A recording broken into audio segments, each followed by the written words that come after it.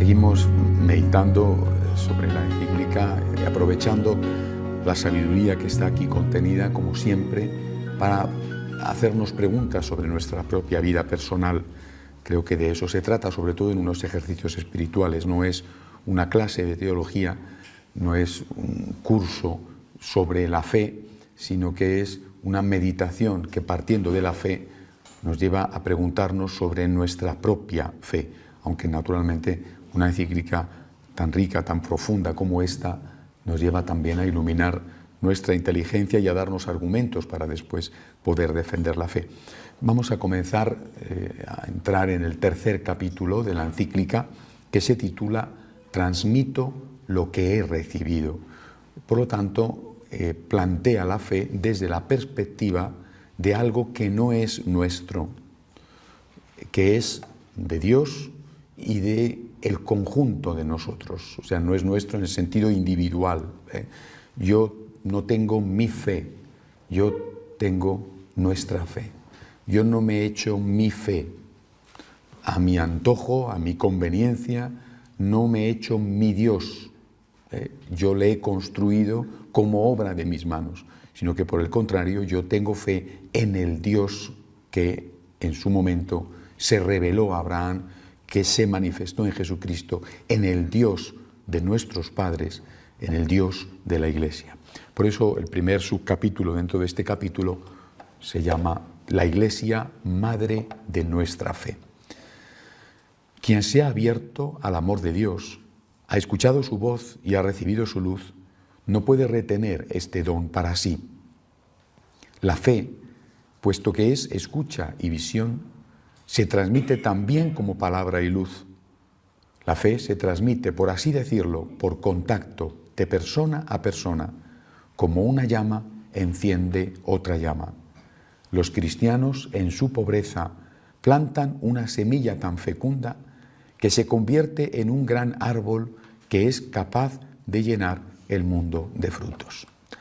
Hay un momento precioso dentro de la liturgia, que es la liturgia del Sábado Santo por la noche, la vigilia de Pascua, que todos la habéis celebrado muchas veces.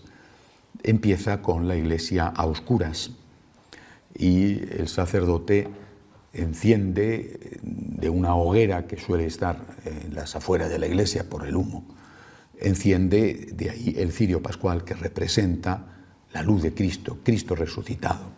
Es la noche en que se celebra la resurrección del Señor. Con ese cirio encendido y sin ninguna otra luz en la iglesia, con todo a oscuras, el sacerdote entra en el templo y él o el diácono, un acólito, proclama luz de Cristo. El pueblo que está todavía en la oscuridad grita, canta, demos gracias a Dios. Y empieza, eso se hace por 3 veces, empieza a encenderse la pequeña vela que tiene cada uno, tomándola del cirio. Pero seguramente recordaréis que es imposible operativamente que todos tomen su luz del cirio. Del cirio toman la luz normalmente los que están, o algunos de los que están en los pasillos, en el pasillo central por donde avanza el sacerdote con el cirio.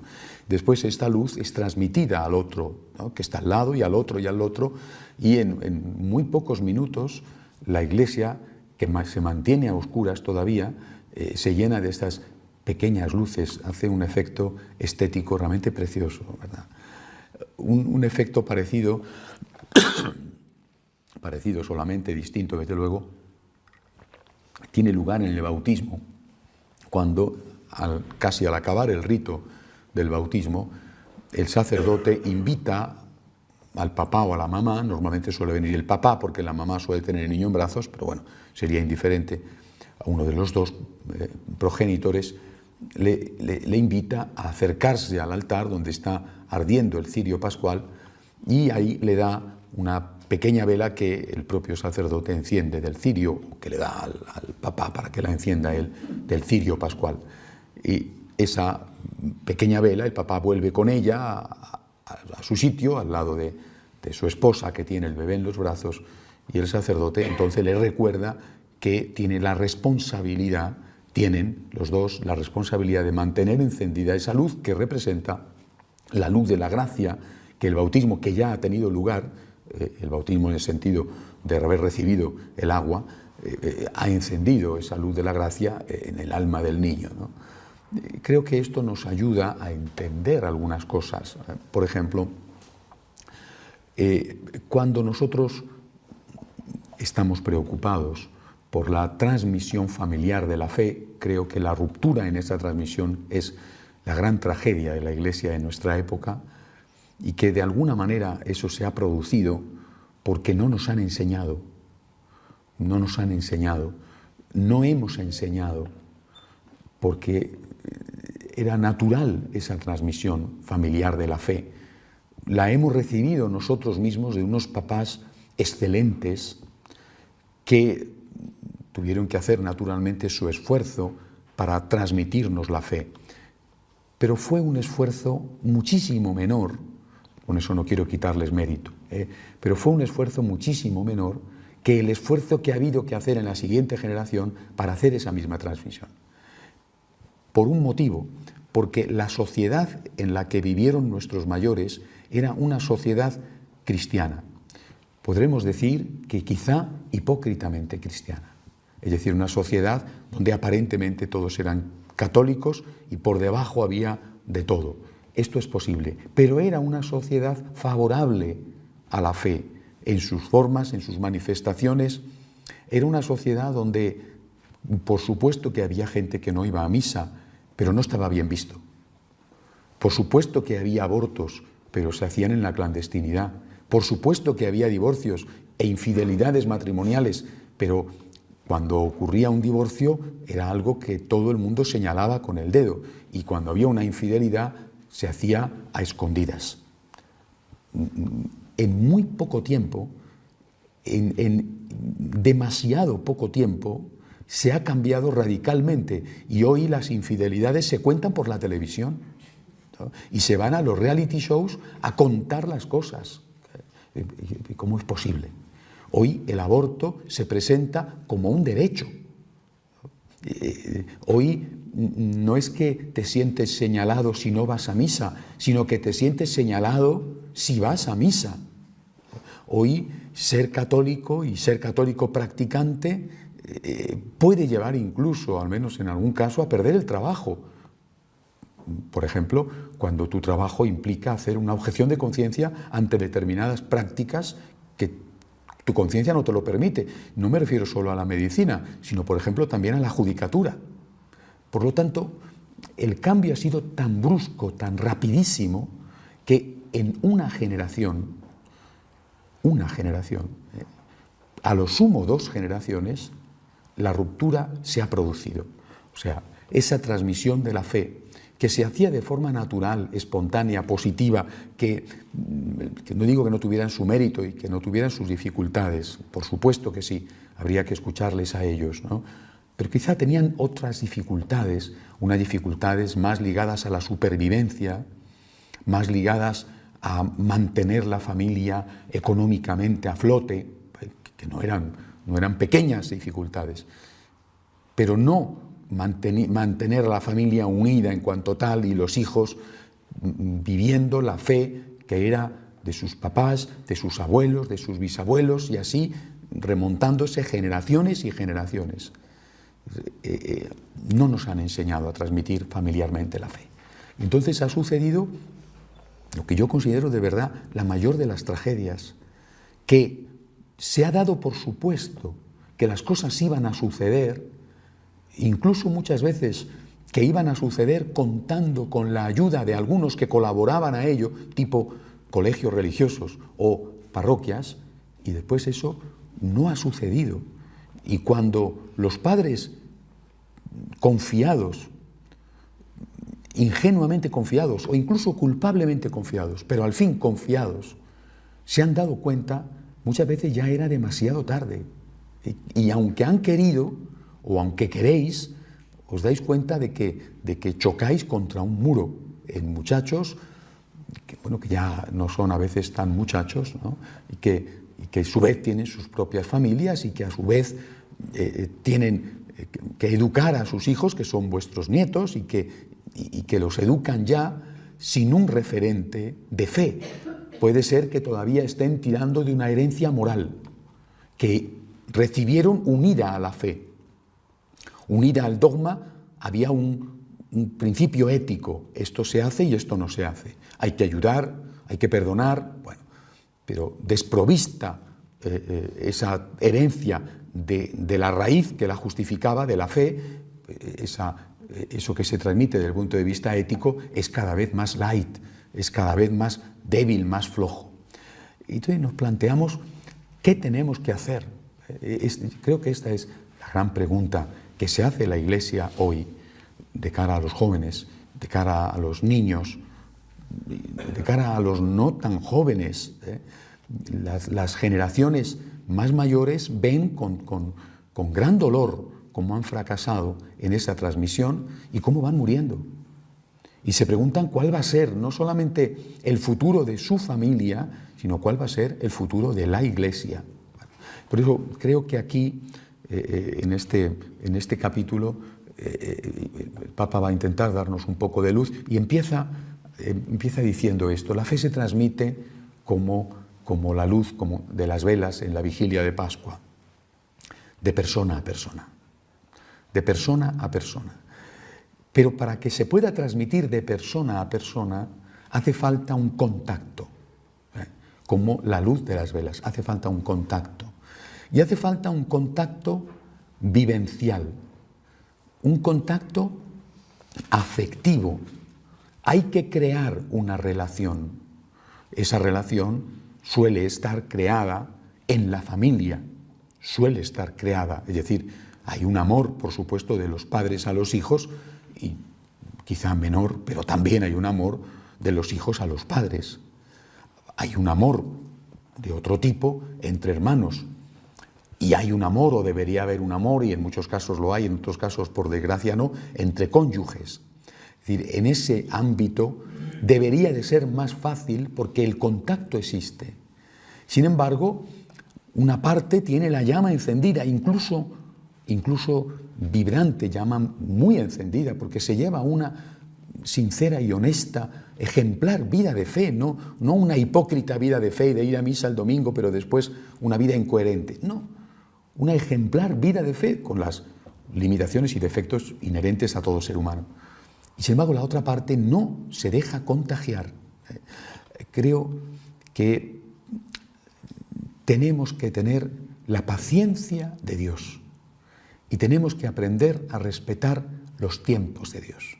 Ayer decíamos, para nosotros la fe significa, por un lado, confesar públicamente que tenemos la verdad, pero a la vez aceptar que no vamos a imponer a la fuerza esa verdad, ni siquiera con los más queridos. Yo creo que esta es hoy nuestra cruz. Tenemos y queremos contagiar, especialmente a aquellos que tenemos más próximos. Pero el otro no se deja contagiar. Le ofrecemos la luz, que sabemos que ha sido tan importante en nuestra vida, que sin esa luz habríamos hecho cosas mal o no habríamos tenido fuerza para llevar adelante y para ser felices incluso en momentos tan duros como los que todos pasamos más pronto o más tarde. Queremos contagiarles la luz y el otro no se deja. Tenemos que tener la paciencia de Dios y respetar los tiempos de Dios y también los modos de Dios, las formas que Dios se va a servir para que pueda producirse ese contagio, pero sin olvidar esto: la fe se transmite de persona a persona. Y esto nos lleva también a otra reflexión. ¿Cuál es el papel de los medios de comunicación? Creo que los medios de comunicación no son capaces de transmitir la fe de este modo. A través de los medios de comunicación no hay la posibilidad del contacto directo de persona a persona. Ni siquiera cuando se produce un cierto feedback, una relación entre comunicador y comunicados, por ejemplo, a través de los correos electrónicos, cuando no pocas personas escriben al sacerdote o al testigo que está contando su experiencia o dando su mensaje, y entonces escriben contando sus cuitas, pidiendo su consejo, pidiendo oraciones, bueno, de todo hay, ¿no? A veces también pidiendo dinero, de todo hay. Pero ese contacto, que es un contacto que se produce numéricamente con pocos, comparado con el elevado número que van a ver ese programa, o van a leer ese artículo, o van a escuchar una emisión de radio, ¿verdad? Son muy pocos los que escriben, de los que oyen o de los que ven, ¿no? Pero incluso eso es pobre. O sea, el contacto persona a persona no puede quedar sustituido por un correo electrónico. No puede quedar sustituido por una imagen en la televisión. Creo que esto lo tenemos que tener muy presente. Eso no significa que los medios de comunicación no tengan un valor, una utilidad. No significa tampoco que no se puedan producir conversiones a través de los medios de comunicación, porque la realidad es que sí se producen. Lo mismo que se han producido conversiones leyendo un libro. Y hay tantos santos, además, ¿verdad?, que son ejemplo de esto. Y seguramente muchos de nosotros podemos recordar en nuestra historia personal cómo una lectura en un momento dado de nuestra vida nos abrió un horizonte, nos tocó el corazón, nos lo encendió y nos ayudó después a ponernos en camino hacia un sacerdote, hacia la Iglesia, bueno, o simplemente a intensificar nuestra vida de fe. Esto es verdad. Pero pensar que la evangelización se va a llevar adelante por los medios de comunicación es un error. La evangelización se va a llevar adelante como se ha llevado adelante siempre, por el contacto de persona a persona. No es que eso sea muy ilusionante, porque dices, yo soy un laico, ¿qué hago? Incluso con los que más quiero fracaso, ¿cómo puedo hacer? Bueno, los medios ayudan. También puede ser que perjudiquen, pero pueden tener un aspecto y un valor positivo, y hay que trabajarlos, hay que utilizarlos, hay que servirse de ellos, hay que ponerlos al servicio de la evangelización. Pero los medios no sustituyen. Como mucho, el medio de comunicación ayuda a la persona a que se ponga en contacto con otra persona. Y creo que eso, insisto, es algo que tenemos que tener en cuenta. No solamente a la hora de usar los medios, sino a la hora de evangelizar, diciendo a la gente, ¿por qué no ves este programa? Pero sabiendo que después tendrás que hablarle tú, tendrás que ser tú el testigo directo, o tendrás que conducirle o animarle a que se acerque a otra persona, a un sacerdote, por ejemplo. No me parece posible plantear una evangelización a través de los medios que olvide o que minusvalore el contacto personal. De ahí la enorme importancia que sigue teniendo la parroquia, la comunidad, el movimiento. Es decir, la persona en un mundo como el que vivimos, que es un mundo cada vez más virtual, todo esto es un espejismo. Es un espejismo. Tú puedes tener una relación virtual, chateando, o incluso viéndote a través, qué sé yo, de Skype, por ejemplo, con alguien. Y puedes pensar que has encontrado tu alma gemela, que tienes una relación con esa persona como no tienes con las personas que viven contigo. Bueno, esto es ficticio. No hay nada que pueda sustituir a un abrazo. Por lo tanto, todo el uso de los medios tiene que estar al servicio de un posterior, definitivo, fundamental contacto persona a persona. Con nosotros, con los sacerdotes, en la parroquia, llevándole a un movimiento, llevándole a un grupo. Ven y verás. Cuando aquellos primeros apóstoles le preguntan a Jesús, que quieren seguirle le dicen: Maestro, ¿dónde vives? ¿Dónde moras? Y Jesús les dice: venid y veréis. Tiene que haber un contacto. De ahí también la enorme importancia de poner a la gente en contacto directo con Jesucristo a través de la oración. Nosotros, vosotros, sois la palabra de Dios para la inmensa mayoría, que no se van a acercar nunca a una iglesia y que no van a abrir nunca una Biblia.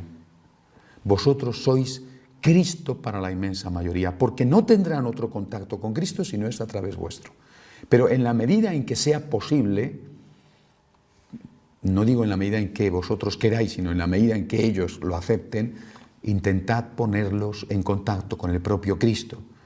Digo, en la medida en que lo acepten, que es muy difícil. Vete a rezar, vete a rezar. Quizá no empieces por decirle vete a misa, díselo si puedes, pero a lo mejor la comunión es el final de una etapa. A su vez es el inicio de otra, pero es el final de una etapa, como pasaba en el inicio con el catecumenado, ¿no? El final de una etapa de acercamiento y después el inicio de otra. Empieza por decirle: ¿por qué no rezas? Vete a la iglesia cuando no haya nadie. Estate un ratito en la iglesia. Mira, esta cruz, esta imagen, este rosario, llévalo al cuello.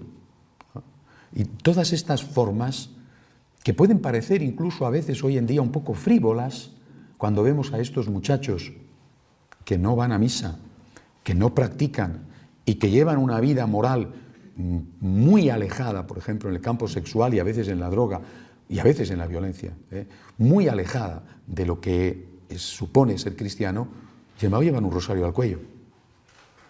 Es una moda, probablemente, pero llevan un rosario al cuello. O se han hecho un tatuaje, bueno, que han hecho 50 tatuajes, pero a lo mejor uno de esos tatuajes es una cruz, ¿no? Y es una imagen de la Virgen. O siguen llevando al cuello la medalla que les dio su mamá en la primera comunión, ¿no? Hagamos todo lo posible por ese contacto personal. Induzcamos a que tengan el contacto personal con el Señor. Utilicemos los medios inteligentemente, pero para provocar el contacto personal, no creyendo que mientras que esta persona ve un programa ya está todo hecho, no.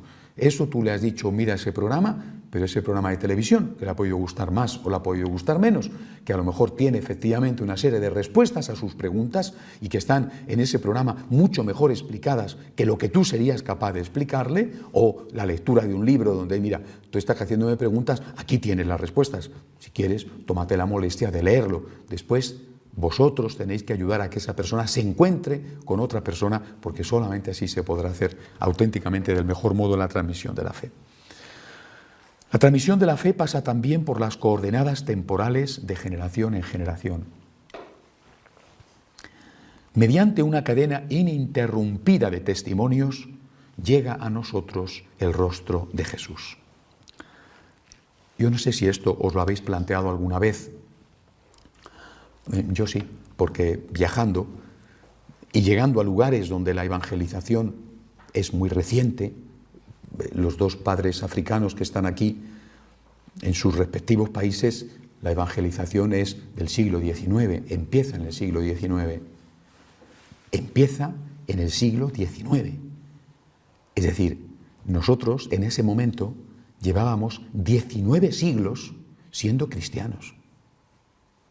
Y en América empieza en el finales del siglo XV, algunas islas del Caribe, o inicios del siglo XVI en el resto del continente.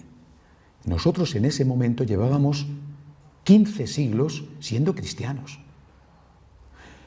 Y cuando digo nosotros, significa que cualquiera de nosotros que estamos aquí presentes, si se pudiera, que obviamente no se puede, podríamos sacar un árbol genealógico que nos remontaría durante casi 2000 años a una fe transmitida de generación en generación.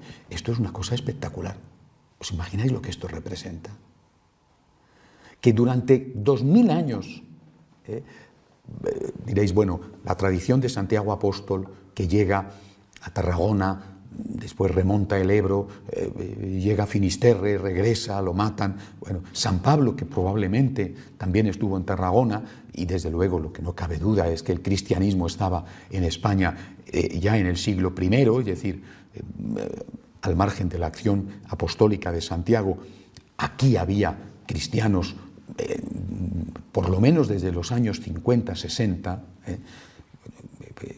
claro, a lo mejor nuestras raíces no nos remontarían a esos primerísimos cristianos de la Hispania romana, probablemente, pero sí a los del siglo II o a los del siglo III, es decir, y además muy probablemente, pero muy probablemente, si fuéramos capaces de hacer ese árbol genealógico, encontraríamos mártires, encontraríamos santos. Muchas veces nuestros apellidos, que tienen lógicamente todos un origen común, en todos los Martín tendrán una raíz común, será de aquellos caballeros franceses que vinieron con Leonor de Aquitania o que vinieron con aquella reina que fue reina de Castilla y de origen francés y que se instalaron aquí en la Reconquista y que se instalan en Castilla, en la zona de Ávila y Salamanca, de donde está enraizado el apellido. Bueno, oiga, pero es que los Martín son los mismos de Santa Teresita de Lisieux, que se llamaba Martín, ¿no? Es que es un apellido de origen francés. Y después el otro busca su apellido y el otro busca su apellido y encuentras muy probablemente un santo canonizado. Por no decir los santos no canonizados, que son muchísimos. O encuentras un mártir de la guerra civil o un mártir de los primeros siglos. ¿Os dais cuenta de lo que esto significa? Del don que representa tener este patrimonio. Nuestros papás, nuestros abuelos, nuestros bisabuelos han sido católicos. Nos remontamos en la historia 2000 años y 2000 años hemos celebrado la misma fe, hemos rezado las mismas oraciones, hemos celebrado la misma liturgia, con los cambios que ha habido, lógicamente, con el paso del tiempo, la liturgia mozárabe, la liturgia romana, la liturgia posconciliar, pero hemos celebrado la misma liturgia.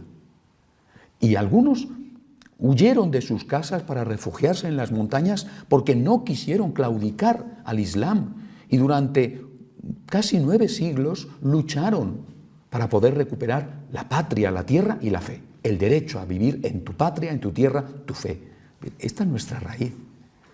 Y si no somos conscientes de esto, y no lo somos, ¿qué sucede? Que no lo transmitimos. Si fuéramos, no es el caso de ninguno de los que estamos aquí, si fuéramos personas que tienen un título nobiliario, por ejemplo,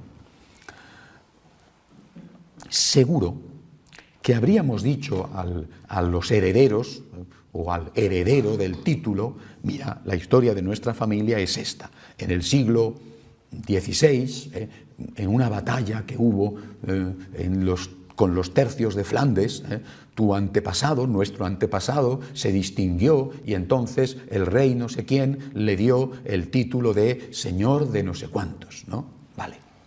O en aquella batalla de las Navas de Tolosa, tu antepasado se distinguió porque recibió un flechazo en el pecho que casi le mata para salvar la vida del rey, y el rey en recompensa le nombró grande de España, ¿vale? Y esa persona recibiría con gran honor y satisfacción, y lo recibiría desde niño, la historia de su familia. Oye, somos alguien.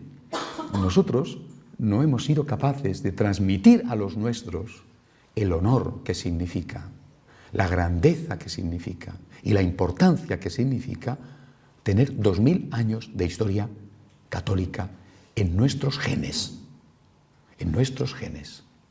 Recibimos un color de ojos, recibimos un color de pelo, recibimos un tamaño, una estatura, recibimos un color de piel, recibimos un idioma, recibimos una cultura, recibimos una fe. Y repito, no hemos sido capaces de decir: oye, tú eres de una estirpe que ha dado la vida por esta fe. Vas a traicionar no solamente a la fe, sino a todos los que te han precedido. Piénsatelo bien, por lo menos. Es verdad que no es que tengas que sentirte obligado de forma determinada, como si no tuvieras capacidad de elección, pero piénsatelo bien por lo menos. En nuestra familia desde hace 2000 años somos católicos. En nuestra familia desde hace 2000 años rezamos el rosario. En nuestra familia desde hace 2000 años defendemos al Papa. Ahora, si tú quieres romper la tradición familiar, es una decisión tuya que yo respetaré, pero piénsatelo bien. Por eso cuando uno lee esto, dice ya, mediante una cadena ininterrumpida de testimonios llega a nosotros el rostro de Jesús.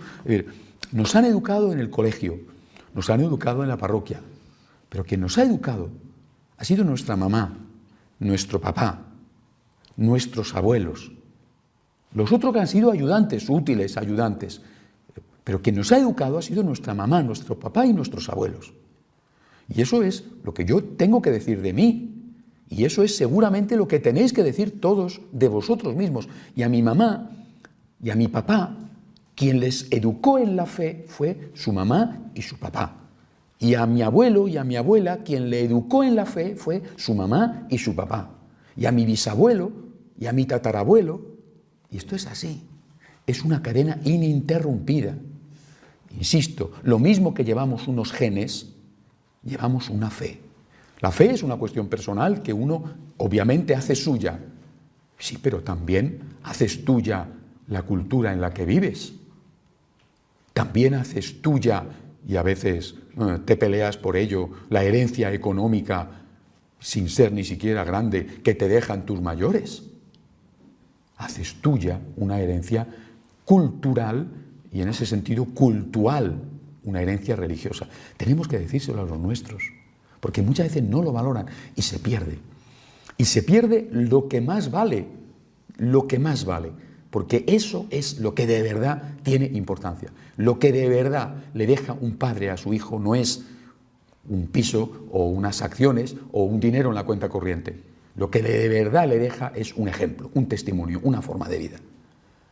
Y si no lo hemos sabido nosotros valorar y presentar, es normal que el otro no lo aprecie, porque no se lo hemos hecho apreciar. Si haciéndoselo apreciar, después resulta que lo desprecian, bueno, pues qué pena, ¿no?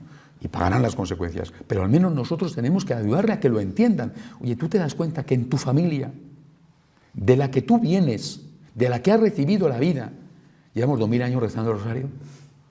¿Tú te das cuenta que llevamos 2000 años yendo a misa? Y que llevamos 2000 años ayudando a los pobres. Y que la mamá, la abuelita, en aquella época de la guerra, en aquella época de la escasez, sabían hacer sacrificios para ayudar a esa persona más necesitada. Cuando, vais a perdonar que cuente un ejemplo personal, estando aquí mi mamá delante, pero cuando yo era un muchacho, yo he visto cómo mi mamá, mi papá, tenían en la tienda una lista de personas que iban a comprar la carne y que no podían pagar. Y que se lo anotaba.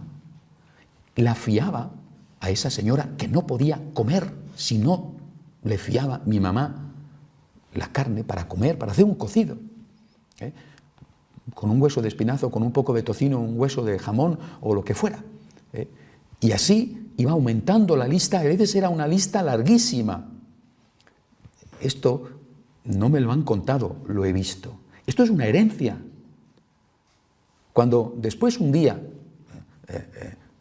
que mi mamá, por cierto, se enfadó conmigo, un día me habían comprado, ya tenía yo 18, 19 años, una preciosa gabardina, último modelo, que estaba yo guapísimo con ella, y salí de una iglesia donde estaba lloviendo con la gabardina y encontré un pobre en la puerta y me quité la gabardina que estaba recién comprada y se la di al pobre. Yo no estaba haciendo otra cosa más que hacer aquello que había visto hacer en mi casa. Esto es la fe transmitida. ¿Quién de nosotros no tiene en su memoria personal el ejemplo heroico muchas veces, desde luego ejemplar, de tus papás, de tus mamás, de tus abuelos? Y esto no somos capaces de transmitirlo. ¡Qué tragedia, eh! ¡Qué tragedia! No solamente no somos capaces de transmitir lo que significa rezar el rosario, lo que significa ir en el coche, vamos a rezar el rosario, o emprender el camino, una Ave María y encomendamos a la Virgen del Camino. O es domingo, hay que ir a misa. Mamá, ¿qué tal? Te digo que hay que ir a misa y hay que ir a misa y se ha acabado porque hay que dar gracias a Dios. Si no somos capaces de transmitir esto, realmente hemos fracasado. Ahora, insisto, creo que, si no la causa definitiva, una de las causas está en que esto se ha hecho hasta ahora de forma espontánea, natural, sin que hubiera que trabajarlo. Y ahora esto no es así, ahora hay que trabajarlo. Es decir, es como si hasta ahora los niños hubieran aprendido a leer y escribir sin que nadie les enseñara. Y de repente hay que enseñarles. Bueno, pues hay que enseñarles. Es decir, nos ha cambiado el clima y de repente tenemos una generación que no sabe leer y escribir porque sus padres no les enseñaron a leer y escribir porque a ellos no les habían enseñado y lo habían aprendido solos. Vale, de acuerdo, hemos cambiado la situación. Ahora hay que enseñar a leer y escribir. Ahora hay que enseñar a comer, ahora hay que enseñar que no se come con los dedos, ahora hay que enseñar. Y hay que ponerse a ello. Pero hay que partir de este inicio. Tenemos unas raíces de 2000 años. Por supuesto, no es mi intención de verdad ofender ni presumir delante de aquellos que pueden decir yo solo tengo raíces de 100 años o tengo raíces de 400. ¿Por qué? Porque en este momento los que tienen raíces de 100 años tienen una fe más viva que los que tenemos raíces de 2000. Y ellos hoy son maestros nuestros y ellos hoy nos enseñan cómo se vive con intensidad y con alegría la fe y cómo se transmite. Pero nosotros, en este continente que muere porque ha abandonado sus raíces, tenemos que hacer esto que dice la encíclica, transmitirlo de persona a persona, unir esa fe a la cultura, que por cierto sí que valoramos, porque tu hijo o tu nieto aprecia mucho que hagas esas rosquillas maravillosas o cómo hace la abuelita la tortilla de patata, o hay que ver qué bien teje este pañito la mamá, que cuando se muera, porque ya es ancianita, esto ya va a desaparecer porque yo no sé hacer ganchillo. Bueno, unamos a esta cultura que sí que es apreciada, unamos el culto. Forma parte de nuestras raíces la transmisión de la fe. Tenemos fe de hace 2000 años y esto, si desaparece, verdaderamente será una tragedia, y no solamente para nosotros, sino para el conjunto de la sociedad. Sigue diciendo la encíclica, ¿cómo podemos estar seguros de llegar al verdadero Jesús a través de los siglos? Si el hombre fuese un individuo aislado, esta certeza, dice la encíclica, sería imposible. No puedo ver por mí mismo lo que ha sucedido en una época tan distante de la mía. Pero esta no es la única manera que tiene el hombre de conocer. La persona vive siempre en relación. Proviene de otros, pertenece a otros. Su vida se ensancha en el encuentro con otros. Proviene de otros, de tu familia. Pertenece a otros, por ejemplo, con el amor. Perteneces a los tuyos, lo mismo que los tuyos te pertenecen a ti, respetando siempre, lógicamente, la libertad. Incluso el conocimiento de sí, la autoconciencia, es relacional y está vinculada a otros que nos han precedido. El conocimiento de uno mismo solo es posible cuando participamos en una memoria más grande. Lo mismo sucede con la fe, que lleva a su plenitud el modo humano de comprender. El pasado de la fe, aquel acto de amor de Jesús que ha hecho germinar en el mundo una vida nueva, nos llega en la memoria de otros, de testigos, conservado vivo en aquel sujeto único de memoria que es la Iglesia. Yo tengo fe. ¿Quién me la ha enseñado? Un día la hice mía. Un día tuve uso de razón y dije, yo quiero tener la fe de mis padres. Pero ¿quién me la ha enseñado? ¿Quién me enseñó a rezar a la Ave María? ¿Quién me enseñó a santiguarme? ¿Quién me enseñó que cuando entrábamos en una iglesia había que estar en silencio? Y había que hacer una genuflexión delante de una cajita que había allí y que me decían que allí estaba Jesús. Mis papás, mis abuelos. Fueron ellos los que me lo enseñaron. ¿Y quién se lo enseñó a ellos? Sus papás.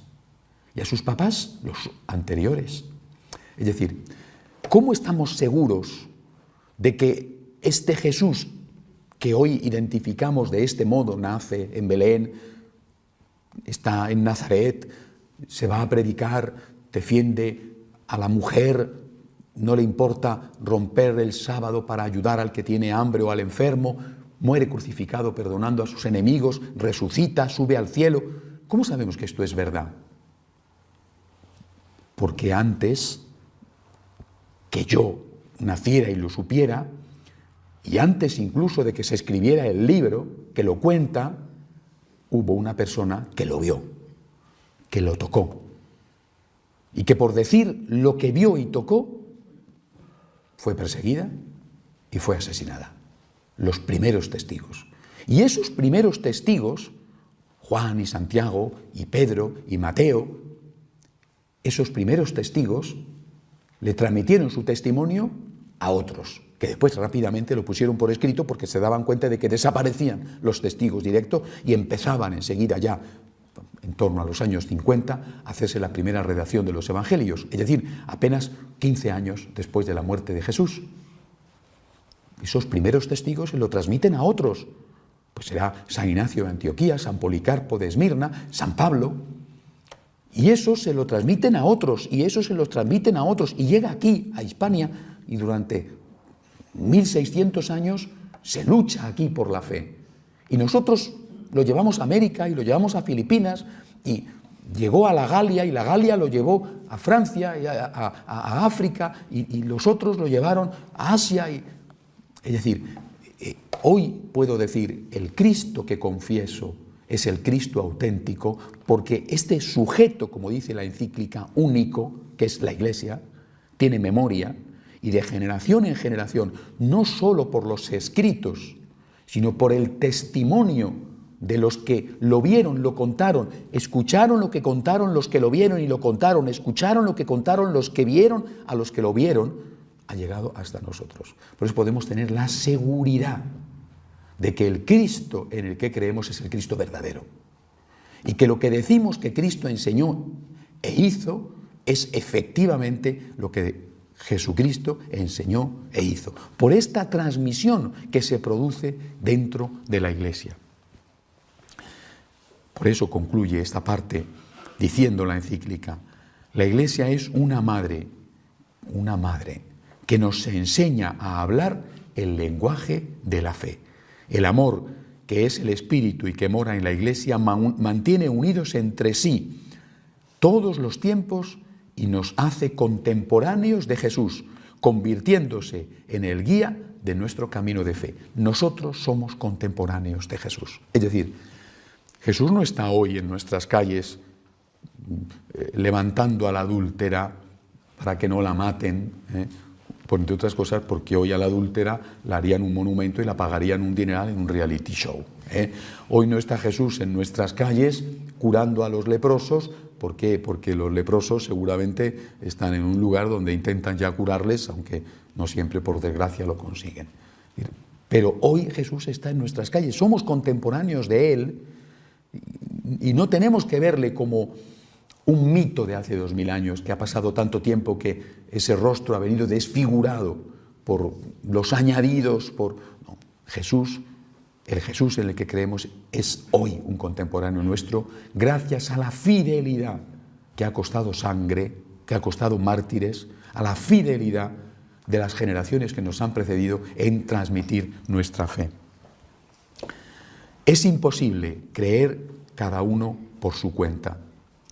La fe no es únicamente una opción individual que se hace en la intimidad del creyente. No es una relación exclusiva entre el yo del fiel y el tú divino, entre un sujeto autónomo y Dios. Por su misma naturaleza se abre al nosotros, se da siempre dentro de la comunión de la Iglesia.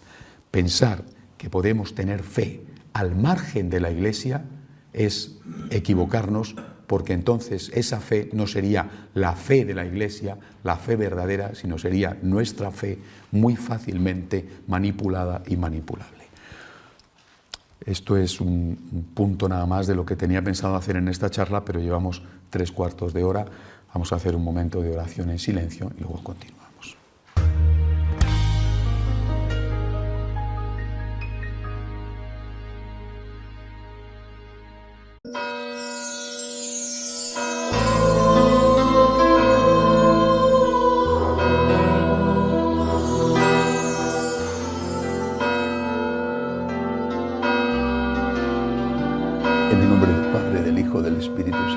Amén. El Señor esté con vosotros. Y con tu espíritu. Antes de empezar los sagrados misterios, reconocemos nuestros pecados. Yo confieso ante Dios Todopoderoso y ante vosotros, hermanos, que he pecado mucho de pensamiento, palabra, obra y misión. Por mi culpa, por mi culpa, por mi gran culpa. Por eso ruego a Santa María, siempre Virgen, a los ángeles y a los santos, y a vosotros, hermanos, que intercedáis por mí ante Dios nuestro Señor. Dios Todopoderoso tenga misericordia de nosotros, perdone nuestros pecados y nos lleve a la vida eterna. Amén. Señor, ten piedad. Señor, ten piedad. Cristo, ten piedad. Cristo, ten piedad. Señor, ten piedad. Señor, ten piedad. Gloria a Dios en el cielo. Y en la tierra paz a los hombres que aman al Señor. Por tu inmensa gloria te alabamos, te bendecimos, te adoramos, te glorificamos. Te damos gracias, Señor, Dios, Rey Celestial, Dios Padre Todopoderoso, Señor Hijo único Jesucristo, Señor Dios, Cordero de Dios, Hijo del Padre. Tú que quitas el pecado del mundo, ten piedad de nosotros. Tú que quitas el pecado del mundo, atiende nuestras súplicas. Tú que estás sentado a la derecha del Padre, ten piedad de nosotros. Porque solo tú eres santo, solo tú, Señor, solo tú, Altísimo Jesucristo, con el Espíritu Santo, en la gloria de Dios Padre. Amén. Oremos. Dios Todopoderoso y Eterno, que por el misterio pascual has restablecido tu alianza con los hombres, concédenos imitar en la vida lo que celebramos en la fe. Por nuestro Señor Jesucristo, tu Hijo, que vive y reina contigo en la unidad del Espíritu Santo, y es Dios por los siglos de los siglos. Amén. Lectura del libro de los Hechos de los Apóstoles. En aquellos días, mientras Pedro y Juan hablaban al pueblo, después de que el paralítico fuese sanado, se les presentaron los sacerdotes, el jefe de la guardia del templo y los saduceos, indignados de que enseñaran al pueblo y anunciaran en Jesús la resurrección de los muertos. Los apresaron y los metieron en la cárcel hasta el día siguiente, pues ya era tarde. Muchos de los que habían oído el discurso creyeron, eran unos 5,000 hombres. Al día siguiente se reunieron en Jerusalén los jefes del pueblo, los ancianos y los escribas, junto con el sumo sacerdote Anás, y con Caifás y Alejandro, y los demás que eran familia de sumos sacerdotes. Hicieron comparecer en medio de ellos a Pedro y a Juan, y se pusieron a interrogarlos. ¿Con qué poder o en nombre de quién habéis hecho eso vosotros? Entonces Pedro, lleno de Espíritu Santo, les dijo: jefes del pueblo y ancianos, porque le hemos hecho un favor a un enfermo, ¿nos interrogáis hoy para averiguar qué poder ha curado a ese hombre? Quede bien claro a todos vosotros y a todo Israel que ha sido el nombre de Jesucristo el Nazareno, a quien vosotros crucificasteis, y a quien Dios resucitó de entre los muertos. Por este nombre se presenta ese sano ante vosotros. Él es la piedra que desechasteis vosotros los arquitectos, y que se ha convertido en piedra angular. No hay salvación en ninguno otro, pues bajo el cielo se ha dado a los hombres otro nombre por el que debamos salvarnos. Palabra de Dios. Te alabamos. La piedra que desecharon los arquitectos es ahora la piedra angular. La piedra que desecharon los arquitectos es ahora la piedra angular. Dad gracias al Señor porque es bueno, porque es eterna su misericordia. Diga a la casa de Israel, eterna es su misericordia. Digan los que temen al Señor, eterna es su misericordia. La piedra que desecharon los arquitectos es ahora la piedra angular. La piedra que desecharon los arquitectos es ahora la piedra angular.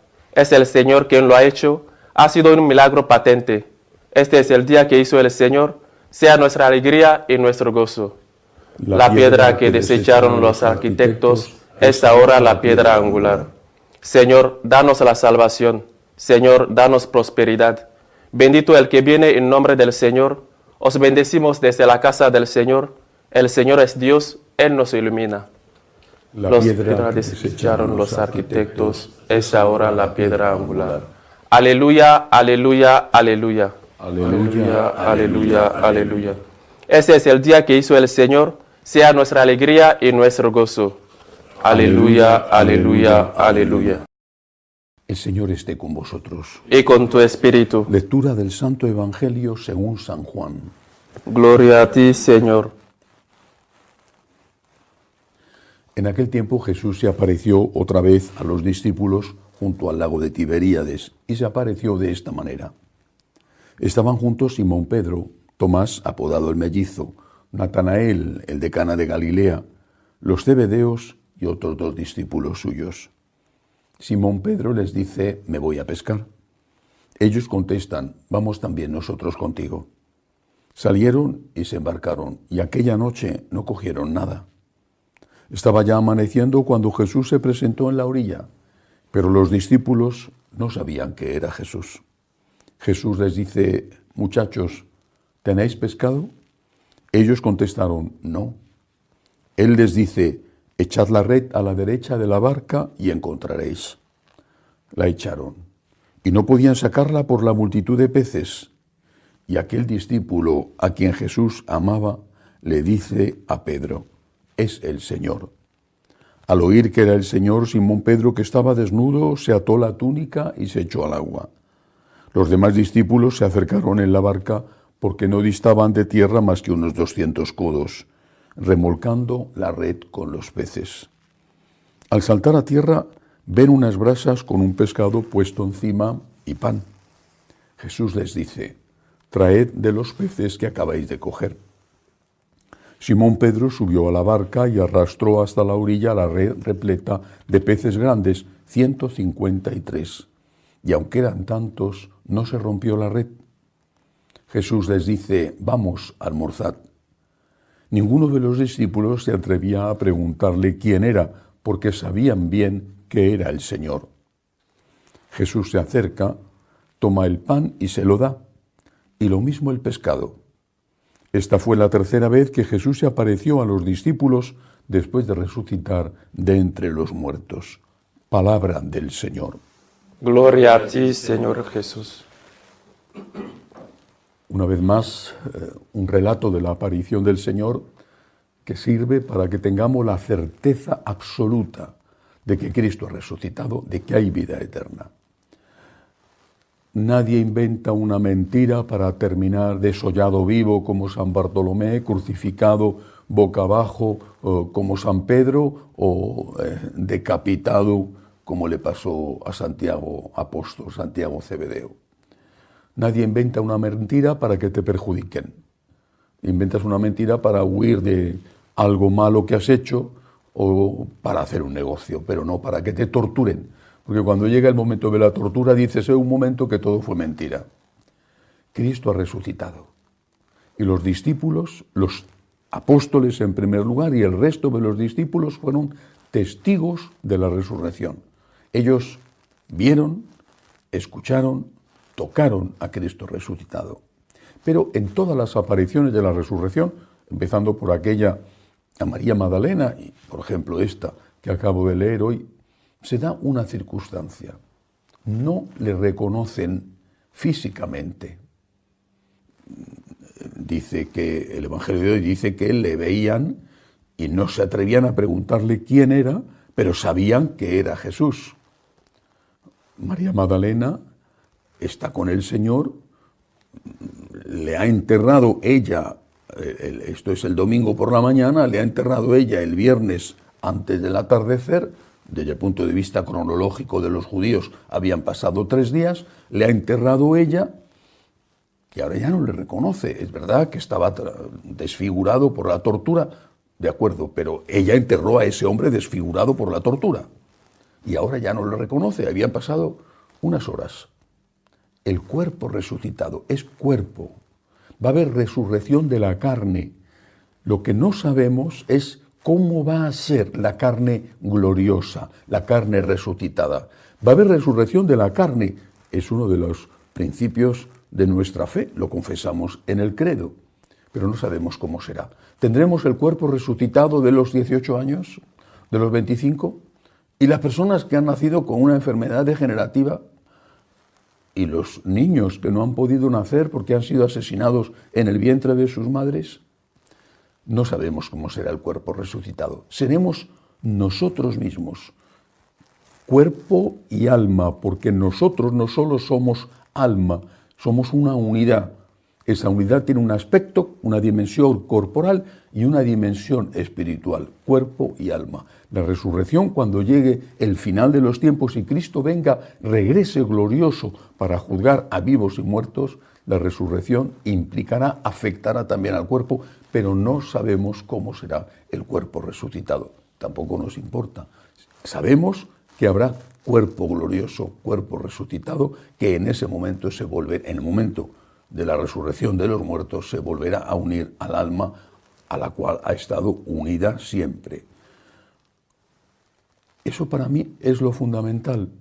Cuando yo muera, ¿cómo veré a mi mamá? ¿O a mi hermana o a mi padre? ¿Cómo veré a mis amigos que han muerto ya? Y cuando mueran los que vengan detrás de mí, mueran más tarde, ¿cómo me verán? Me da lo mismo. A María Magdalena no le importó si Jesús tenía este rasgo físico o el otro. Le importó que era Jesús.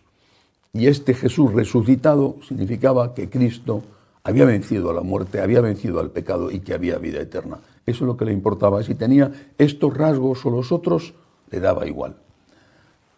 Segunda lección de este texto. Quizá alguno piense que pueda estar yo haciendo una interpretación no del todo correcta del texto.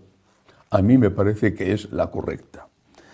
No han pescado nada los apóstoles, aquellos que estaban allí. Había al menos 3 pescadores profesionales.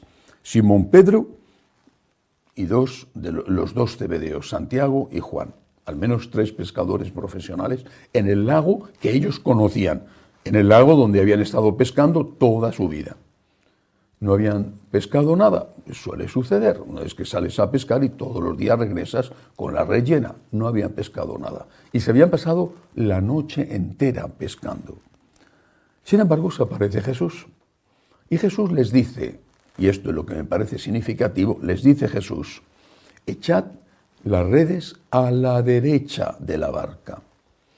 Y entonces cargaron las redes de pescado, tantos que muchos años después San Juan, que está allí presente, que es el discípulo amado por Jesús, que cuando identifica a Jesús, están como a unos 100 metros de la orilla, se echan nadando para llegar a la orilla cuanto antes y abrazar al Señor. San Juan lo recuerda, pasados los años, el número tan grande de peces que pescaron en esa ocasión, 153. ¿Pero qué significa lo de echar las redes a la orilla? Apliquémoslo, digo, es una interpretación que quizá a algunos no les parezca correcta, pero me parece que al menos incorrecta no es. No hay vocaciones. Y puedes hacer de todo y no hay vocaciones. Y las congregaciones religiosas se están muriendo, los seminarios diocesanos cada vez tienen menos gente, por supuesto con excepciones, África en general es una excepción, aunque también allí levemente empieza a notarse la crisis. No hay vocaciones. Sin vocaciones sacerdotales, más pronto o más tarde, habrá que cerrar iglesias, habrá muchas menos eucaristías. También es verdad que también hay menos gente que va a la iglesia. No hay vocaciones. Esto tiene unas consecuencias desastrosas para la iglesia. Pero ¿cómo vas a conseguir vocaciones si no ofreces a los jóvenes una vida profunda desde el punto de vista espiritual, si no les ofreces un mensaje claro y un mensaje fiel al Señor, un mensaje fiel a la tradición de la Iglesia, si la oferta que se hace a los jóvenes es una oferta meramente humanista, esa persona que pudiera quizá tener vocación, esa persona o bien dice, yo me quedo como laico, tengo mi familia, tengo mi trabajo, y yo trabajo y ayudaré a los pobres con una parte de mi salario, luego no se suele hacer, pero bueno, haré eso, es un propósito que se queda muchas veces en eso, en buenos propósitos. Pero con eso ya tienen bastante. O en el mejor de los casos pueden decir, voy a tener una carrera y me voy a apuntar a alguna ONG que se dedique a hacer obras sociales. En el mejor de los casos, que también sucede muy pocas veces, aunque sucede. Pero ¿por qué consagrar tu vida, renunciar a la familia, a los hijos, renunciar a tu propia independencia, a tu dinero, a tus planes, a tus proyectos, a hacer lo que quieres? Aunque cuando que tienes esa edad se piensa ingenuamente que vas a hacer lo que quieres y luego cuando llevas años trabajando en una empresa te das cuenta de que el verdadero voto de obediencia se cumple con los jefes en la empresa y que el verdadero voto de pobreza se cumple cuando tienes que alimentar a tu familia y no te llega el salario para hacerlo. Pero cuando tienes esa edad, 18, 20, 22, el futuro te parece espléndido. Vas a tener el trabajo que te gusta, vas a ganar el dinero que quieras, vas a poder irte de viaje a donde quieras, vas a casarte con la muchacha más linda del mundo y vas a tener los hijos más guapos, inteligentes, obedientes, de todo. Bueno, eso es lo que pasa a los 18, a los 20 años. Sueños, proyectos. Es mucho más difícil renunciar a un sueño y a un proyecto que renunciar a una realidad, porque la realidad nunca es como el sueño, la realidad es mucho más gris y a veces no solamente es gris, sino un gris tan oscuro que es bastante negra. ¿Y cómo vas a renunciar a todo eso, a todos esos planes y proyectos que son siempre ingenua y equivocadamente color de rosa? Pues solamente si tienes una relación con Cristo seria, intensa, si eres capaz de amar al Señor, o al menos si quieres amar al Señor con todo tu corazón. Eso significa echar las redes a la derecha de la barca, dar espiritualidad, dar motivación religiosa. Después pedir. Oye, tú que quieres amar a Cristo, tú, ¿por qué no te planteas amar a Cristo entregándote del todo? Entregándote y renunciando por Cristo, porque hace falta y es urgente y es necesario que haya sacerdotes. ¿Por qué en lugar de ser pescador del lago no te conviertes en pescador de hombres? En lugar de ser médico del cuerpo, ¿por qué no haces de médico del alma? En lugar de ser arquitecto que construye casas, ¿por qué no construyes las casas del hombre que es su alma? Ese planteamiento, que hay que hacerlo, solo tiene una pequeña posibilidad de germinar y salir una vocación si eso se hace a unas personas, a unos jóvenes que previamente han recibido una formación espiritual y que han entendido que Cristo es el primero en la vida, lo más importante en la vida. Hay que echar las redes a la derecha de la barca. Hay que trabajar vocacionalmente, pastoralmente, hay que trabajar con los hijos de las familias que ellos han aprendido en casa qué significa seguir a Cristo. Y después hay que pedir al Señor el milagro, porque cada vocación es un milagro, cada una de ellas. Cuando nosotros, los franciscanos de María, recibimos, y es relativamente frecuente, correos de chicos que quieren entrar en el seminario, luego algunos, pues por circunstancias, determinada edad o otras cosas, ya no les damos la oportunidad de que vengan. Pero es porque ven en la televisión o ven en nuestras parroquias un ejemplo de unas personas para las cuales Cristo es lo primero. Cristo es Dios y queremos amarle con todo nuestro corazón y queremos entregarnos a Él con todo nuestro corazón. Somos pecadores, pero somos pecadores que quieren amar a Dios con todo el corazón.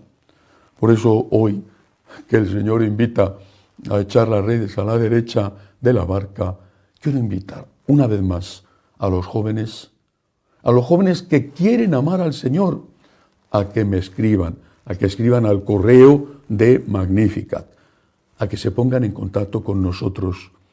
La mies es muchísima, los obreros son cada vez menos. Podemos pasar la noche entera trabajando y si Dios no toca el corazón de los fieles, el corazón de los jóvenes, no habrá ningún pez que entre en la red. La mies es mucha. Pidamos al Señor de la mies que mande obreros a su mies y yo pido y ofrezco la posibilidad de formarse en un seminario católico, en un seminario donde se forman sacerdotes que van a ir a lugares de misión donde no hay sacerdotes. Ofrezco a los jóvenes que quieren seguir al Señor que puedan entrar en nuestro seminario. Que así sea. Elevamos ahora nuestras súplicas al Señor. Pedimos por la Santa Iglesia de Dios, por el Santo Padre, roguemos al Señor. Te rogamos, óyenos.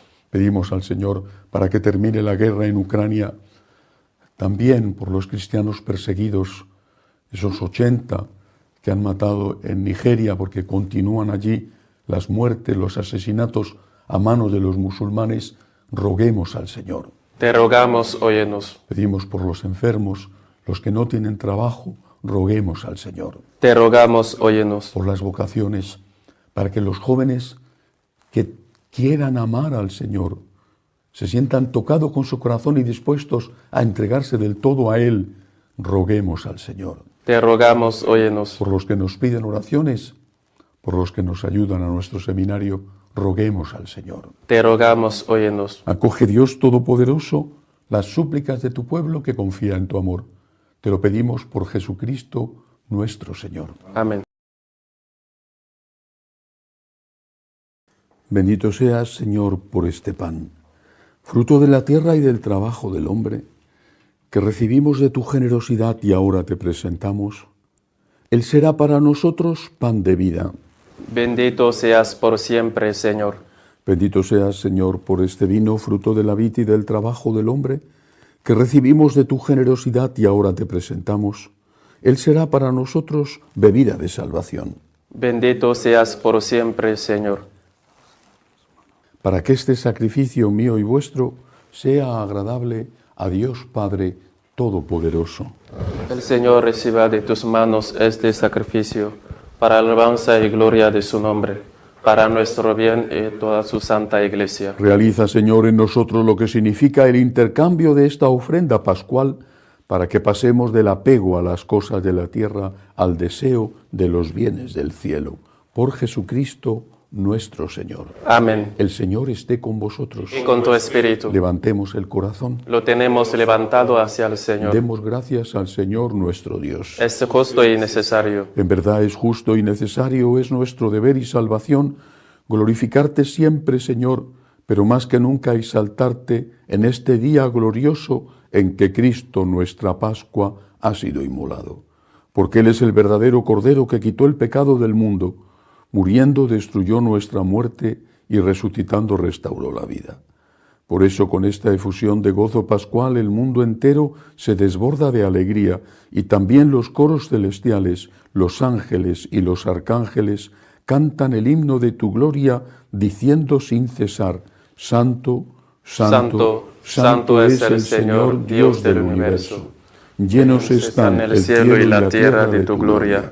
Hosana en el cielo. Bendito el que viene en nombre del Señor. Hosana en el cielo. Santo eres en verdad, Señor, fuente de toda santidad. Por eso te pedimos que santifiques estos dones con la efusión de tu Espíritu, de manera que sean para nosotros cuerpo y sangre de Jesucristo nuestro Señor, el cual, cuando iba a ser entregado a su pasión voluntariamente aceptada, tomó pan Dándote gracias lo partió y lo dio a sus discípulos diciendo: tomad y comed todos de él, porque esto es mi cuerpo que será entregado por vosotros. Este es el sacramento de nuestra fe. Anunciamos tu muerte, proclamamos tu resurrección. Ven, Señor Jesús. Así pues, Padre, al celebrar ahora el memorial de la muerte y resurrección de tu Hijo, te ofrecemos el pan de vida y el cáliz de salvación, y te damos gracias porque nos haces dignos de servirte en tu presencia. Te pedimos humildemente que el Espíritu Santo congregue en la unidad a cuantos participamos del cuerpo y sangre de Cristo. Acuérdate, Señor, de tu Iglesia extendida por toda la tierra, con el Papa Francisco, con nuestro obispo Agustín y todos los pastores que cuidan de tu pueblo, llévala a su perfección por la caridad. Acuérdate, Señor, de nuestros hermanos que se durmieron en la esperanza de la resurrección, de Ivette, Antonio y de todos los que han muerto en tu misericordia. Admíteles a contemplar la luz de tu rostro. Ten misericordia de todos nosotros, así con María, la Virgen Madre de Dios, su esposo San José, los apóstoles y cuantos vivieron en tu amistad a través de los tiempos, merezcamos por tu Hijo Jesucristo compartir la vida eterna y cantar tus alabanzas. Por Cristo, con Él y en Él, a ti Dios Padre Omnipotente, en la unidad del Espíritu Santo, todo honor y toda gloria por los siglos de los siglos. Amén. Llenos de agradecimiento al Dios que nos ha regalado la vida eterna, le decimos: Padre nuestro que estás en el cielo, santificado sea tu nombre. Venga a nosotros tu reino. Hágase tu voluntad en la tierra como en el cielo. Danos hoy nuestro pan de cada día. Perdona nuestras ofensas, como también nosotros perdonamos a los que nos ofenden. No nos dejes caer en la tentación y líbranos del mal. Líbranos, Señor, de todos los males.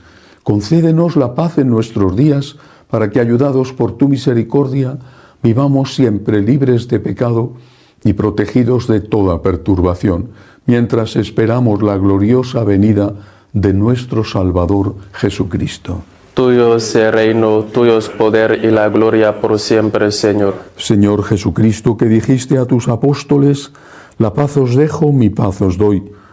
No tengas en cuenta nuestros pecados, sino la fe de tu Iglesia.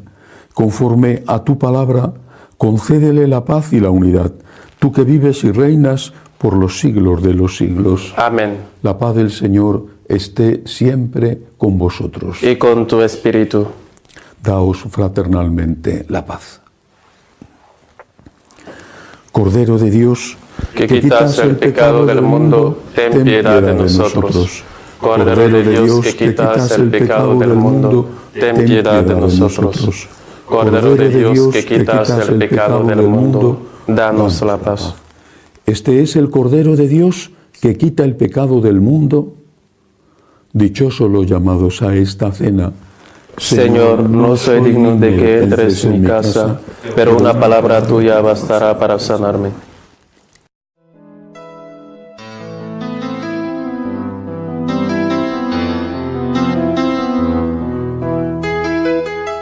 Creo, Jesús mío, que estás realmente presente en el Santísimo Sacramento del altar. Te amo sobre todas las cosas y deseo recibirte dentro de mi alma. Pero como ahora no puedo comulgar, ven al menos espiritualmente a mi corazón. Y como si ya te hubiese recibido, te abrazo y me uno del todo a ti. Señor, no permitas que me aparte de ti. Amén.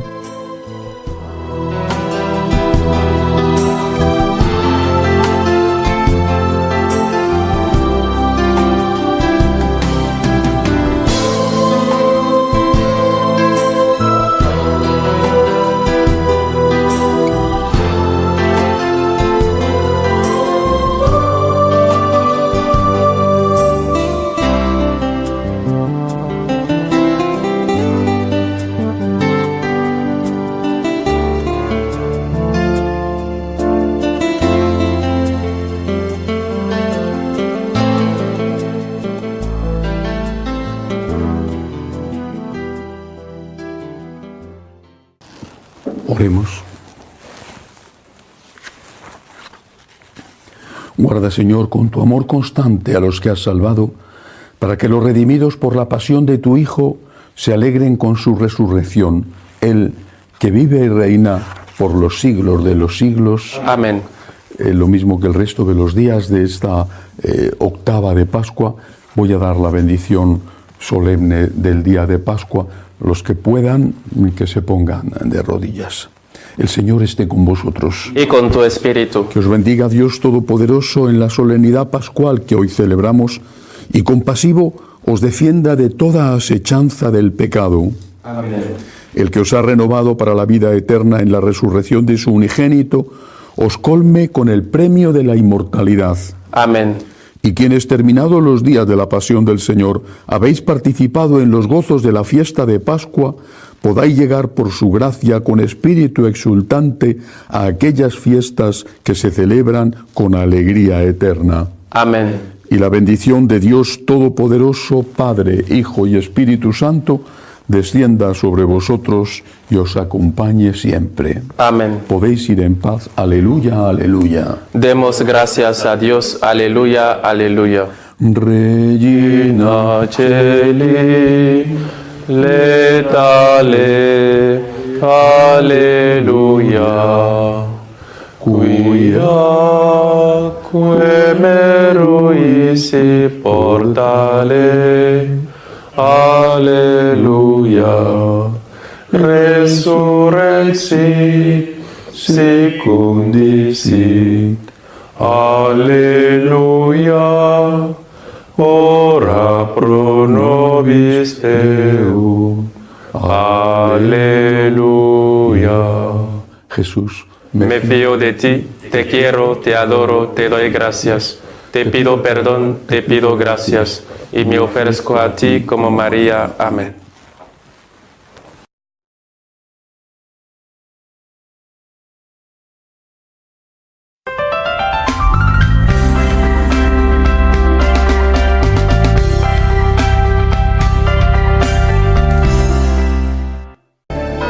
Jesús, contigo en la cruz.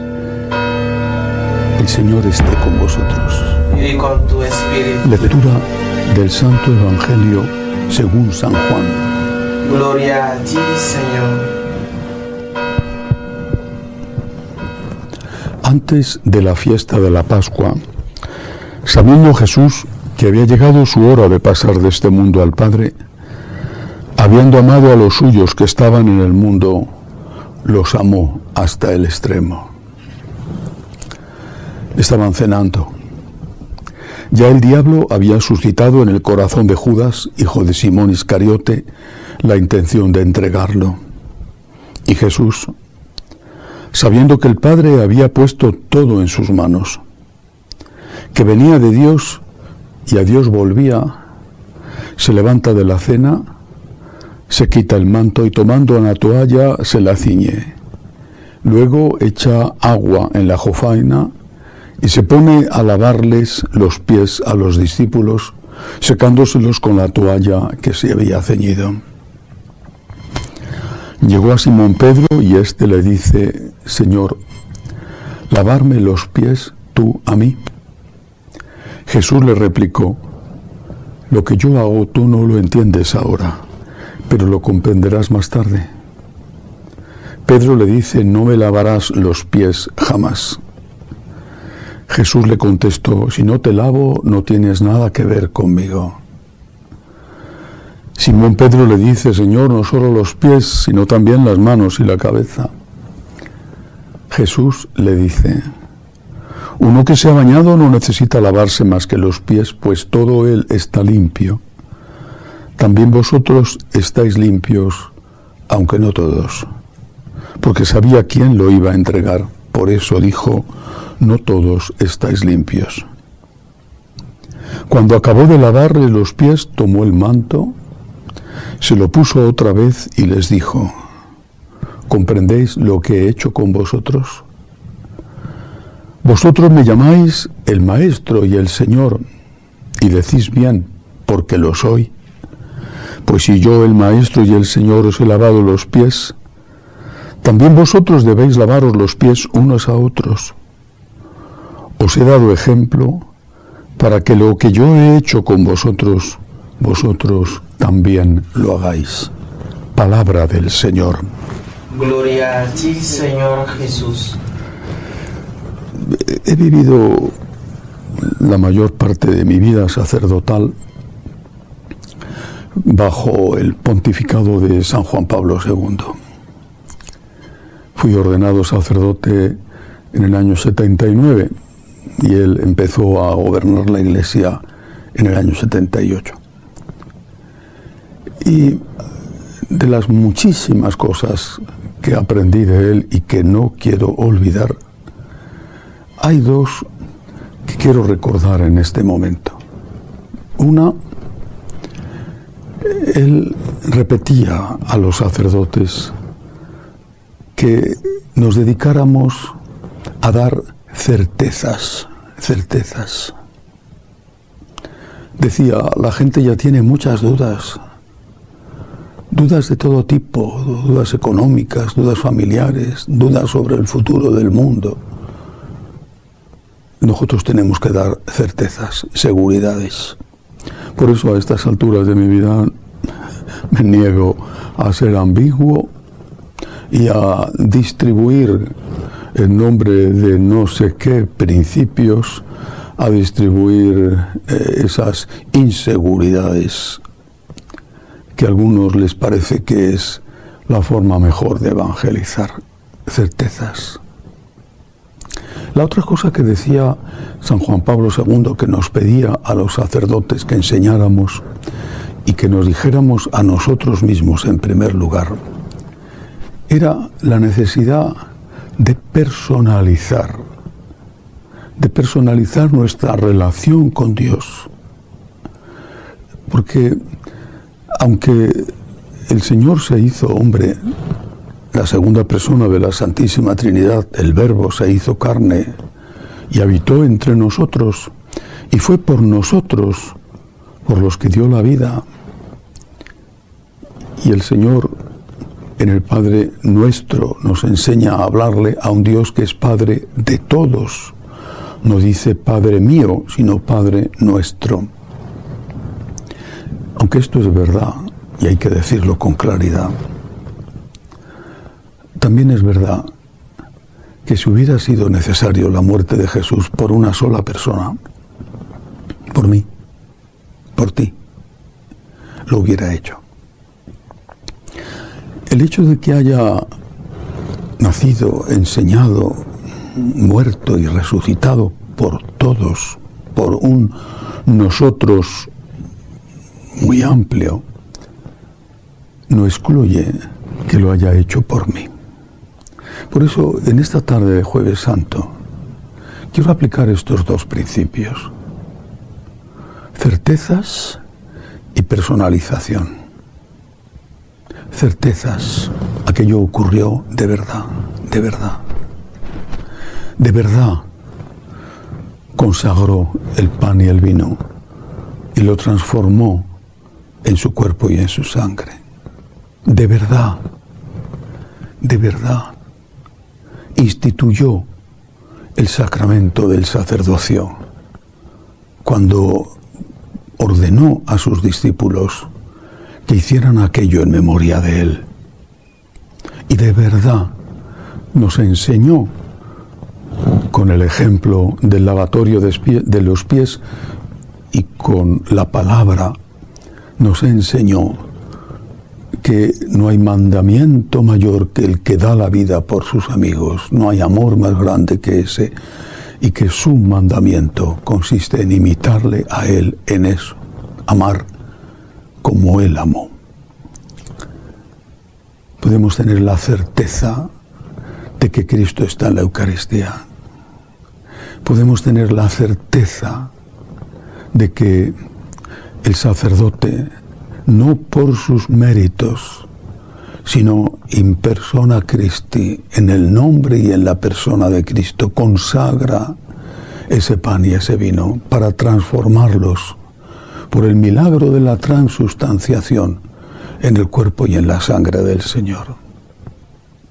podemos tener la certeza de que no hay un mandamiento mayor que el que Cristo nos enseñó y que Él practicó: amar como Él, hasta dar la vida como Él. Y eso lo hizo por todos.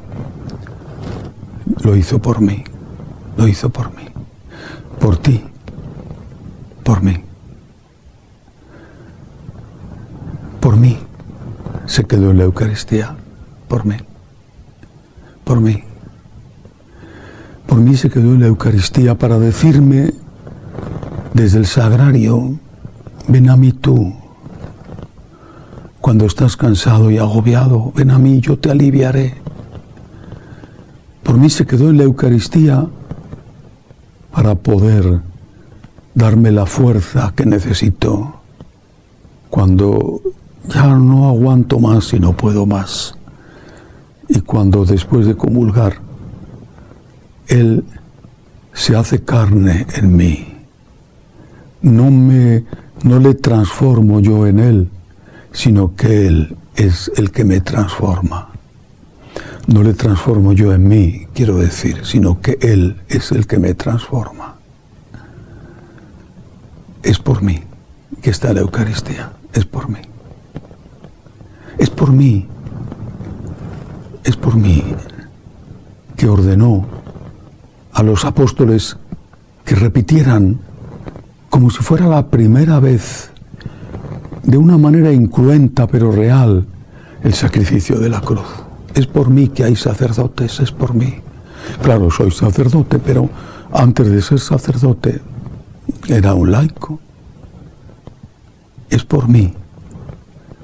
Es por mí que el Señor ha llamado, instituido sacerdotes para perdonar mis pecados en la confesión, para darme los sacramentos, incluido el de la unción de los enfermos y sobre todo el bautismo, la Eucaristía. Es por mí, es por mí. Ese sacerdote existe por mí, es por mí. Y es por mí, por mi bien eterno, para que pueda estar en el cielo con Él, pero también por mi bien aquí en la tierra, que Él me ha enseñado a amar y me ha enseñado en qué consiste el amor, y se ha puesto a Él mismo como modelo perfecto de ese amor. Es por mi bien que me enseña a perdonar y me da la fuerza para ello. Es por mi bien que me enseña y me da la fuerza para ser generoso con las limosnas. Está pensando en el bien del otro, de aquel al que perdono, de aquel al que ayudo, pero está pensando sobre todo en mi bien, porque el que perdona es más beneficiado y más afortunado que el perdonado. El que da recibe más que el que recibe. Hay más gozo en dar que en recibir, dijo e hizo Jesús. Es por mí que me enseña el camino del amor. Él no pretende hacer negocio enseñándome a amarle, o no pretende hacer el bien a los demás a costa de mi desgracia, enseñándome a perdonar o a dar limosna. Está pensando todo el tiempo en mí, en mi felicidad aquí, en la alegría que tengo aquí, en la paz que tengo aquí. Y está pensando también en que un día me voy a encontrar con Él. Y si he hecho lo que Él me mandó, entonces voy a estar con Él para siempre, porque le escucharé decir: ven, bendito de mi Padre, ven, he tenido hambre y me has dado de comer. certezas, todo esto es verdad. Certezas y personalización, es por mí, es por mí. Se quedó en la Eucaristía por mí. Llamó y sigue llamando a sacerdotes por mí. Me enseña a amar, a perdonar por mi bien. Y si esto es así, si todo esto tan maravilloso, si estos dos extraordinarios sacramentos y el mandamiento nuevo que nos enseñó en este glorioso día del primer Jueves Santo de la historia, si todo esto es así y es por mí, ¿qué tengo que hacer? ¿Qué tienes que hacer cuando te dan un regalo valiosísimo? Tienes que agradecerlo y también tienes que disfrutarlo. Y de hecho disfrutarlo es una forma de agradecerlo. Imagínate que te hacen un gran regalo que le ha costado mucho al que te lo regaló y lo metes en un cajón y te olvidas de él. Si un día esa persona se entera, tiene que sentirse mal, triste, defraudada. Me costó tanto aquello y mira, no lo usa. Por eso, porque le ha costado mucho, porque lo ha hecho por mí. Lo que tengo que hacer es agradecerlo y utilizarlo. Agradecer, acción de gracias, la Eucaristía, agradecerla. No podemos vivir sin comulgar. No hay nada más grande que eso. Agradecerla y utilizarla. Utilizarla todos los días, comulgar todos los días. Utilizarla acudiendo a Él, que está en esa cárcel dorada que es el pequeño sagrario. Acudiendo a Él para recibir de Él lo que Él ha prometido. Ven a mí tú que estás cansado y agobiado y yo te aliviaré. Pero también acudir a Él para hacerle compañía a Él, el encarcelado de la Eucaristía, el que se ha quedado ahí esperando consolarnos, pero también esperando nuestro consuelo. Si lo ha hecho por mí, tengo que agradecer y tengo que aprovecharlo porque así doy valor al regalo que me ha hecho. Agradecer y utilizar, acudiendo a comulgar, acudiendo a adorar, acudiendo a buscar el consuelo que necesito, acudiendo también a acompañar y a consolar a este corazón que late en el sagrario. Y lo mismo el sacerdocio. ¿Qué tengo que hacer? Tengo que, en primer lugar, agradecer. No solo agradecer por el santo sacerdote, que hay tantos, sino agradecer por el sacerdote, incluso por aquel que no lleva una buena vida, incluso por aquel que no enseña la doctrina correcta, pero que aún así, a través de él, Cristo perdona mis pecados, hace que se produzca el milagro de la transustanciación, cuando de su boca, quizá pecadora, y quizá más pecadora que la tuya, de su boca salen las palabras: tomad y comed, esto es mi cuerpo, tomad y bebed, esta es mi sangre. Agradecer por el sacerdocio, agradecer. es de verdad el servicio mayor que ningún ser humano pueda hacer al resto de la humanidad. Ofrecer la propia vida para que el Señor se haga presente de nuevo en la Eucaristía, para que se produzca la transustanciación, para que se produzca la renovación incruenta del sacrificio de la cruz. Es algo, sinceramente, para dar gracias, porque no hay servicio mayor que este, incluso, aunque se pudiera acabar con el hambre del mundo. No solo de pan vive el hombre. Y el pan que yo daré, dice Jesús, que es la Eucaristía, es lo que os hará llegar hasta la vida eterna.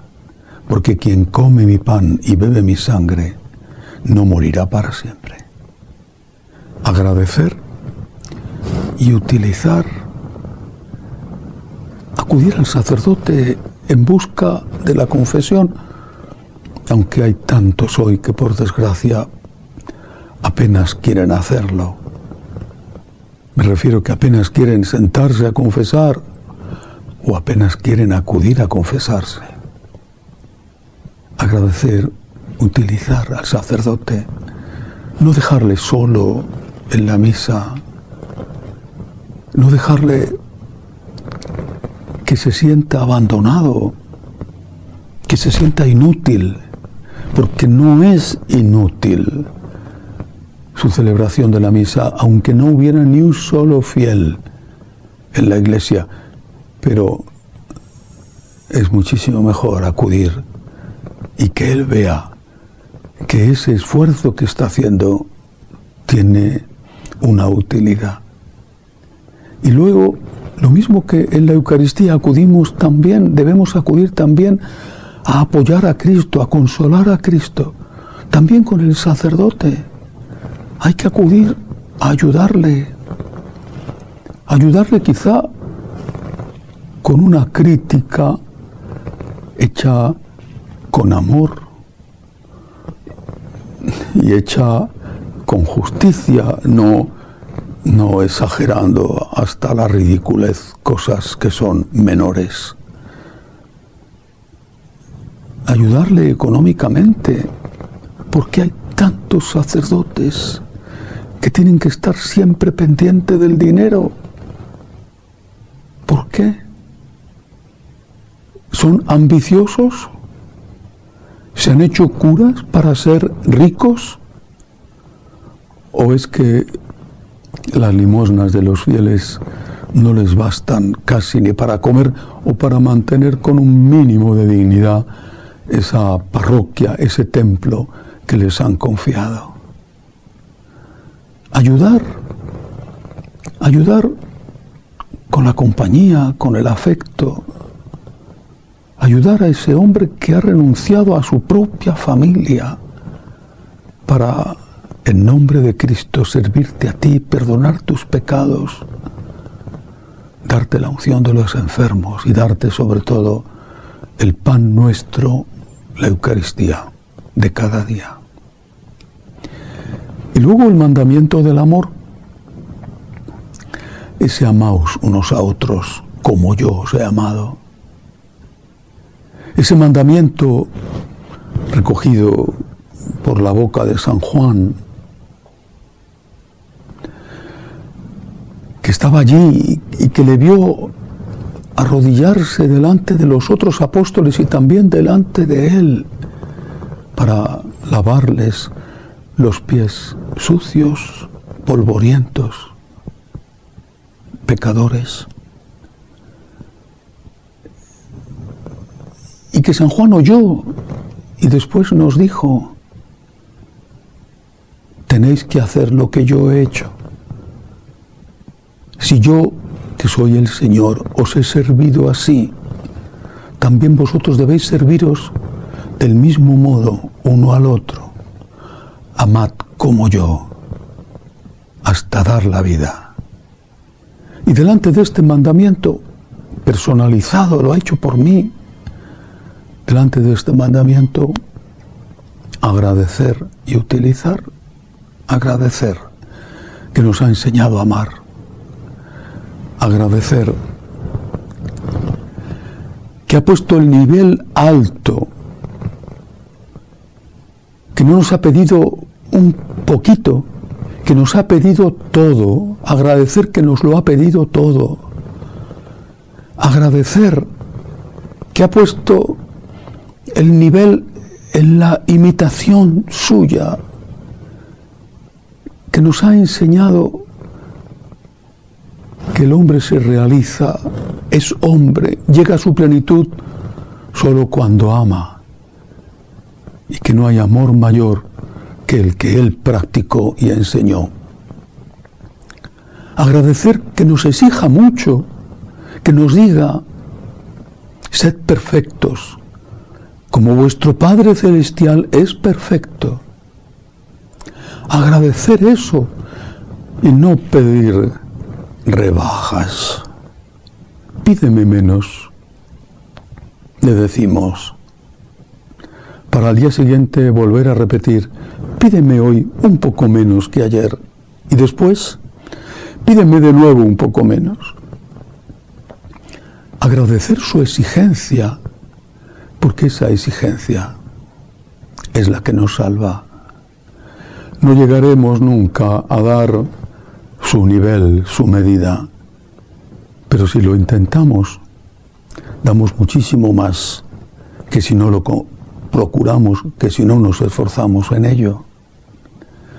Agradecer el mandamiento nuevo y agradecer que cuando no lo conseguimos, cuando no terminamos de perdonar, cuando no somos generosos, cuando la envidia, el rencor, la lujuria, la avaricia, el egoísmo con sus matices, la soberbia, nos arrojan por el suelo, Él se acerca a nosotros, nos levanta, nos sienta y se pone a lavarnos los pies que están sucios por el pecado. Agradecer y utilizar. Es decir, no pedir que rebaje las exigencias, pedir en cambio que nos dé la fuerza, pedir que nos dé su misericordia, pero no pedir que su mandamiento ya no sea su mandamiento, sino que sea el mandamiento del mundo, que sea el mandamiento de la complacencia, del egoísmo, de la aceptación de nuestros instintos desbocados. Certeza y personalización. De verdad instituyó la Eucaristía, de verdad está Él presente realmente en ese pan y en ese vino consagrados. De verdad Él instituyó el sacerdocio en hombres pecadores, y a través de ellos de verdad nos llega el perdón de los pecados, de verdad. De verdad nos ha enseñado por nuestro bien que el camino del amor es el único que nos va a hacer felices en la tierra y que nos va a abrir las puertas del cielo, de verdad. Y lo ha hecho por mí, lo ha hecho por ti, lo ha hecho por millones y millones y millones y millones de seres humanos, es verdad, cierto. Lo ha hecho por ti, lo ha hecho por mí. Tengo que aprovecharlo, no tengo que dejarlo que se escape como si fuera un regalo que no sirve para nada. Tengo que aprovecharlo. Tengo que acudir a la Eucaristía, acompañarle. Tengo que acudir al sacerdote, a pedirle los sacramentos y a ayudarle. Y tengo que intentar practicar el mandamiento nuevo, imitarle en su medida infinita de amor, sin pedirle nunca que rebaje las exigencias, sin pedirle nunca que nos pida menos, y pidiéndole, eso sí, y muchas veces, que tenga compasión cuando no damos la medida que debemos dar, cuando nuestros pies están sucios por el barro del camino. Es Jueves Santo. Disfrútalo.